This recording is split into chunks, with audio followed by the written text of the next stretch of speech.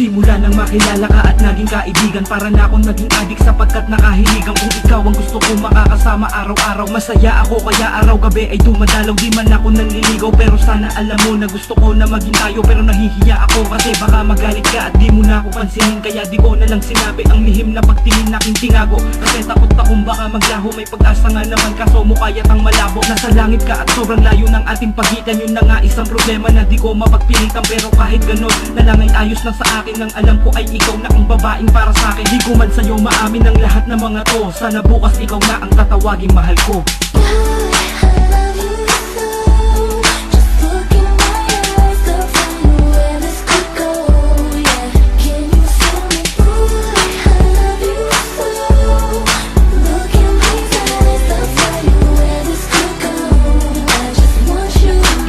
Kung bakit nga ba hindi ko mapagtapat, mahina ang aking loob, di ko masabi ang lahat ng mga nais. Para ako mawala sa pagtatago sa sikretong nagpahirap sa pangambang maglalaho ka sa akin. Siguro nga ito ang tamang oras, aaminin ko na sana kasama ang mga rosas na nasa kamay. At may tsokolating matamis, ngunit sino ang iyong kasama kasabay na umalik. Tila mundo ko ay gumuho at hindi ko kakayanin. Kung alam ko lang sana noong ko pa sa'yo ilamin, di na sana nangyari ang mga bagay na ito. Kung sinunod ko lang siguro ang maging pusong bato, hindi na sana nasaktan, di sana to naramdaman. Ganito pala ang naging epekto ng aking katorpehan. Mawawala ka ng lubusan sa mga simpleng paraan, kaya ang aking saloobin sa liham ko dinaan.